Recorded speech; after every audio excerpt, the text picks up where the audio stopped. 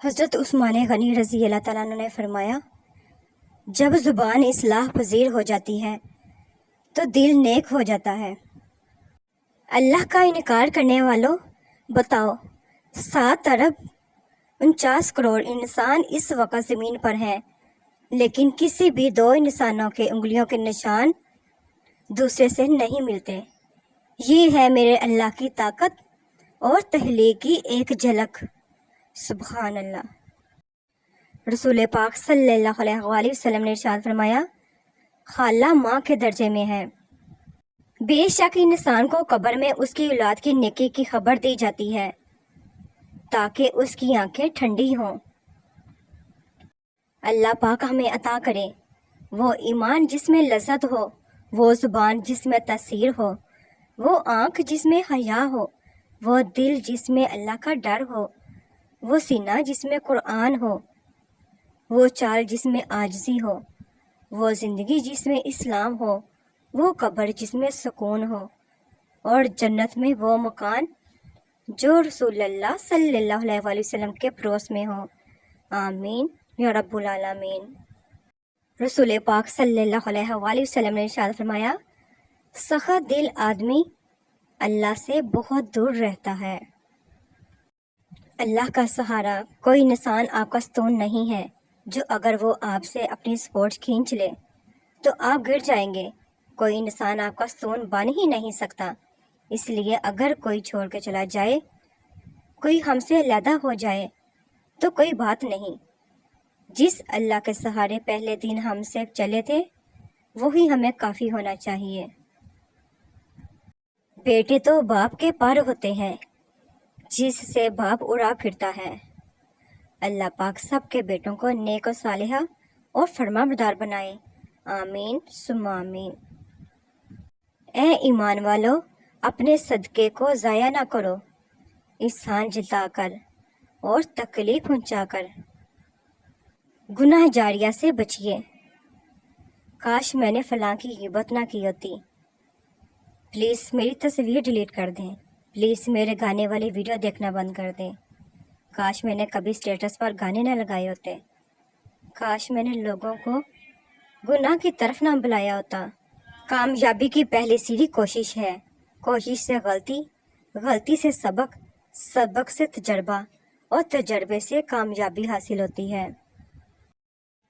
اگر ایک ہارا ہوا انسان ہارنے کے بعد بھی مسکرا دے تو جیتنے والا اپنی جیت کی خوشی کھو دیتا ہے۔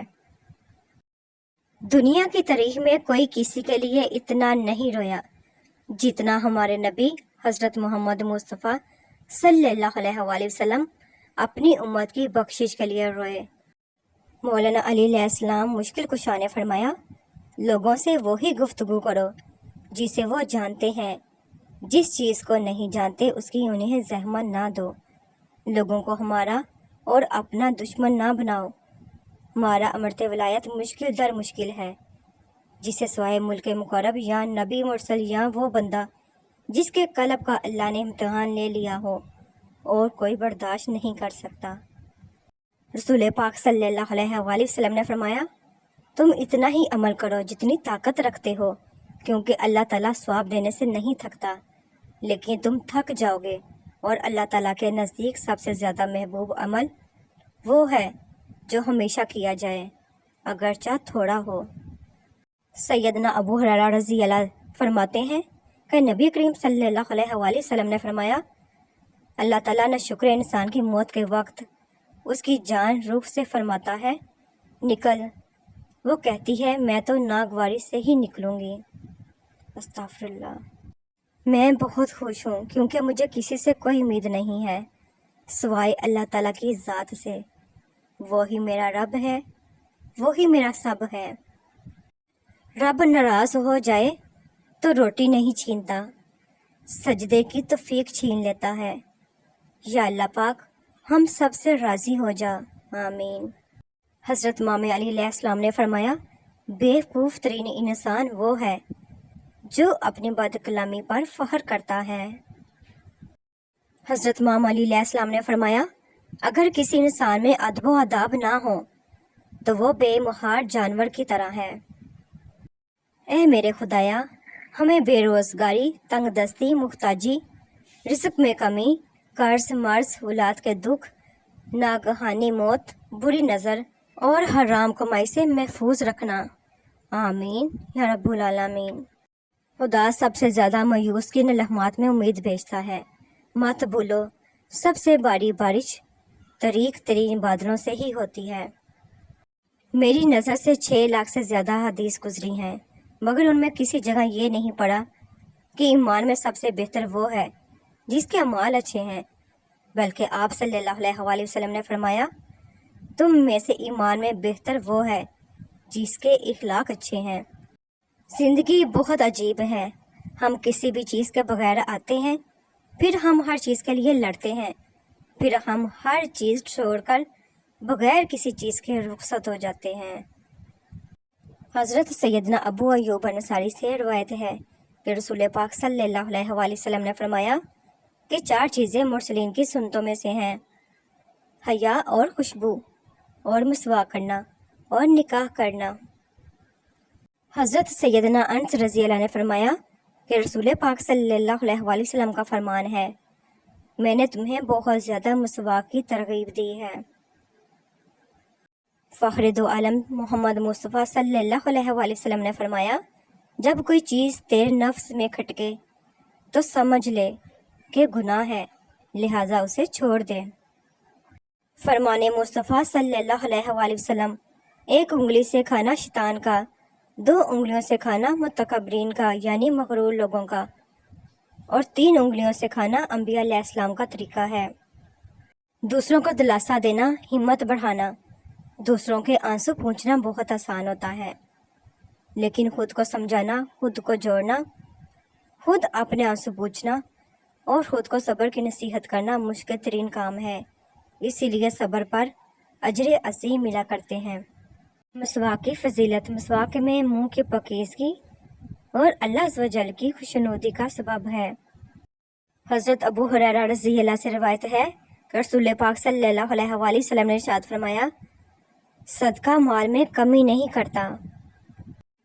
اللہ پاک نے ہر چیز کی ایک مقدار اور ہر مقدار کے لیے ایک مہلت اور ہر مہلت کے لیے حساب و کتاب معین کر دیا ہے۔ فرمانے حضرت علی علیہ السلام، حکمت علی علیہ السلام، تمہارے ہاتھ سے اگر کوئی دنیاوی شے نکل جائے تو رنجیدہ نہ ہونا، اور اگر تم نے کسی پر احسان کیا ہے تو اسے مت جتانا۔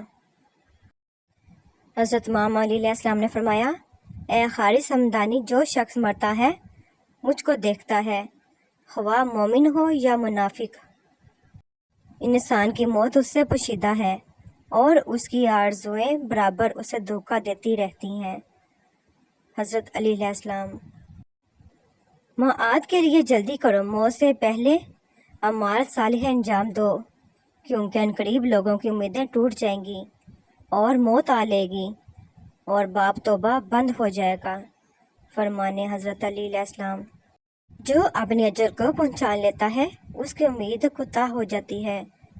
صلہ رحم مال میں اضافہ اور اجل کو ٹالنے کا باعث ہوتا ہے۔ حضرت علی علیہ السلام، آدمی کی ہر سانس موت کی طرف ایک قدم ہے۔ حضرت علی علیہ السلام، تم اپنی اجل پر سبقت نہیں لے جا سکتے اور نہ اپنی تقدیر سے زیادہ حاصل کر سکتے ہو۔ حضرت علی رضی اللہ، قضاء سے زیادہ لوگ گناہوں کے سبب مرتے ہیں۔ اجل ایک مضبوط قلعہ ہے، اجل امیدوں کو متقع کر دیتا ہے، اجل امید کو خراب کر دیتی ہے۔